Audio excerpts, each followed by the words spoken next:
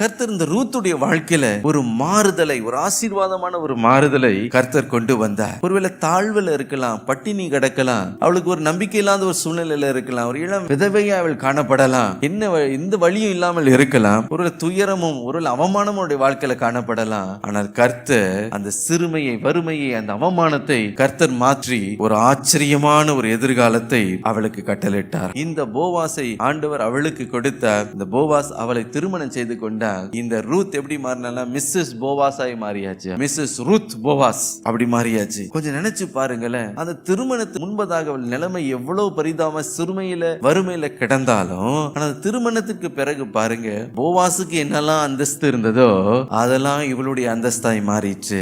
இனி அவள் வேலைக்காரி என்று அழைக்கப்பட போவதில்லை, உடன் சுதந்திரவாளி என்று அவள் அழைக்கப்பட போகிறாள். எல்லா செல்வாக்கும் அவளுக்கு கிடைத்தது. அவள் போவாஸ்க்கு கொடுக்க வேண்டிய அந்த கணம், அந்த மரியாதை அவளுக்கு வந்தது என்று நாம் பார்க்கிறோம். வாழ்க்கையில் நீங்க பார்க்கும்போது ஒன்றுமில்லாத நிலைமையில இருந்தவளுக்கு எவ்வளவு பெரிய ஒரு ஆச்சரியமான ஒரு பெரிய ஒரு எதிர்காலம் அவளுக்கு கொடுக்கப்பட்டது பாருங்க. ஆகவே இனி அவள் அந்நியல், ஒரு பரதேசி என்று அழைக்கப்பட போவதில்லை, வறுமையில இனி இருக்க போவதில்லை. ஒரு மாறுதலை கர்த்தர் கட்டளையிட்டார். அதே போல எனக்கு பிரியமானவர்களே, கிறிஸ்து இயேசுக்குள்ள நாம் வரும் பொழுது நமக்கும் கர்த்தர் ஒரு பெரிய ஆச்சரியமான ஒரு மாறுதலை கட்டளையிட அவர் வல்லமை உள்ளவர். நம்முடைய பரலோக போவாஸ் அவர் நமக்கு இருக்கும் பொழுது அவருடைய எல்லாமே நமக்குரியதாய் மாறுகிறதாம்.